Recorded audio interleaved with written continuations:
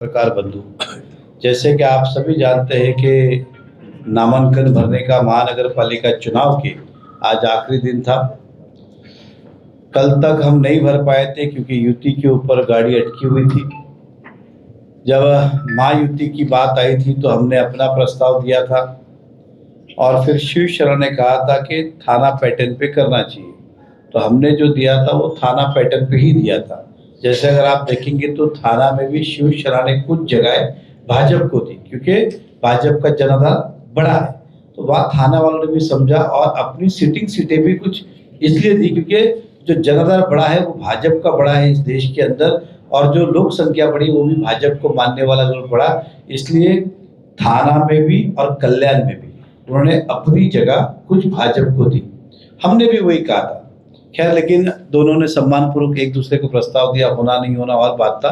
हर party चाहती है कि हमारी पार्टी का जनाधार बढ़े, इसलिए उस दिशा पे अंतिम कल नहीं हो पाया निर्णय, आखिर में युति नहीं हो पाई, तो सोचा चलो फ्रेंडली लड़ेंगे, अब वो भी लड़े हम भी लड़े। तो आज भारतीय जनता पार्टी ने मीरा भाईंदर के लिए 95 सीट्स के लिए जो है 87 उम्मीदवार उतारे। हमारे साथ में गठबंधन है, युति है, रिपब्लिकन पार्टी की, जिसका मैं लेटर आपको दिखाता हूँ, दूसरा है पीपल्स रिपब्लिक पार्टी।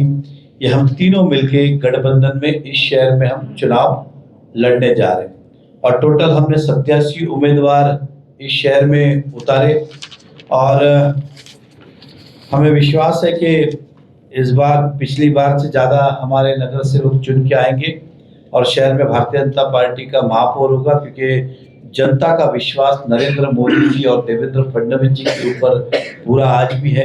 और ये डबल इंजन की सरकार है, महापौर बैठने के बाद ट्रिपल इंजन की सरकार होगी, और जब ट्रिपल इंजन की सरकार होती है तो उसकी तेजी आप समझ सकते हैं कि विकास की तेजी क्या रफ्तार होगी उसकी।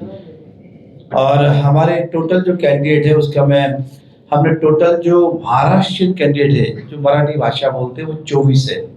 हम जिसे भूमिपुत्र कहते हैं आगरी समाज, तो आगरी समाज के 15 कैंडिडेट हमारे हैं।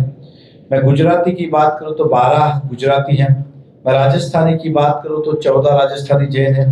मैं पंजाबी की बात करूं तो 1 पंजाबी है, बंगाली 1 है, दक्षिण भारतीय यानी कि साउथ इंडियन 2 है, उत्तर भारतीय 14 व्यक्ति को हमने टिकट दिए, क्रिश्चियन समाज के 4 व्यक्ति को हमने टिकट दिए, तो कुल इस तरह से 87 टिकट हमने दिए। और 2 वार्ड जो नया नगर तरफ आते हैं तो वहाँ पे एनसीपी ने हमसे विनती की थी कि वो वार्ड छोड़े जाए, तो हम गठबंधन नहीं कर पाए, लेकिन 2 वार्ड हमने वहाँ पे छोड़े और हमारे कोई भी उम्मीदवार हमने वहाँ पे नहीं दिए। तो इस तरह से, और वहाँ पे हमारी थोड़ी ताकत भी कम है, तो इस तरह से total 87 candidate Bharatiya Janata party ने, और इसमें से एक हमने आरपीआई को दिया है 18 नंबर वार्ड की जो एक सीट है जो एससी रिजर्वेशन है, वो हमने आरपीआई को दी है। तो बस ये सभी जानता आपको जानकारी मिले और आपके माध्यम से सभी जनता को मिला। हमने पूरी कोशिश की कि सभी समाज को ज़्यादा से ज़्यादा स्थान दे, इसके अंदर बिहारी समाज को भी हमने स्थान दिया है। ऐसे अनगिनत, जब मैंने महाराष्ट्र की बात की 24, तो महाराष्ट्र के अंदर बहुत सारे मराठा समाज होगा, कुंडली होगा, बहुत सारे समाज अलग अलग है इंडिया में। तो इस तरह से हमने टिकट का वितरण किया है।